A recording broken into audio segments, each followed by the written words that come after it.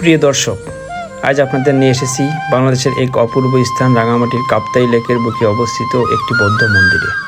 উঁচু পাহাড়ের উপর দাঁড়িয়ে আছে এই মন্দির, যা প্রকৃতির অনন্য সৌন্দর্যে ভরপুর। এই মন্দিরের আশেপাশের প্রকৃতি সত্যিই মুগ্ধকর। চারপাশে গাছপালার সবুজ আচ্ছাদন মন্দিরটিকে ঘিরে রেখেছে যেন এক প্রশান্তির ছায়া।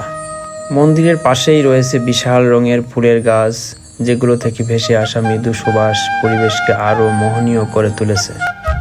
উঁচু পাহাড় থেকে তাকালে দেখা যায় কাপ্তাই লেকের বিস্তীর্ণ জলরাশি, যেখানে সূর্যের আলো পড়ে ঝিলিমিল করছে। লেকের নীল জলরাশি আর তার চারপাশে সবুজ পাহাড় যেন এক শিল্পীর আঁকা চিত্র। এখানকার বাতাসে আছে এক ধরনের প্রশান্তি, যা আপনার মনকে শান্ত করে দেবে। চারপাশে পাখির কিচিরমিচির শব্দ এবং পাহাড়ি বাতাসের ছোঁয়া আপনাকে প্রকৃতির গভীরে হারিয়ে যেতে বাধ্য করবে। এই মন্দির থেকে চারপাশের দৃশ্যপট যেন প্রকৃতির এক অনবদ্য চিত্র।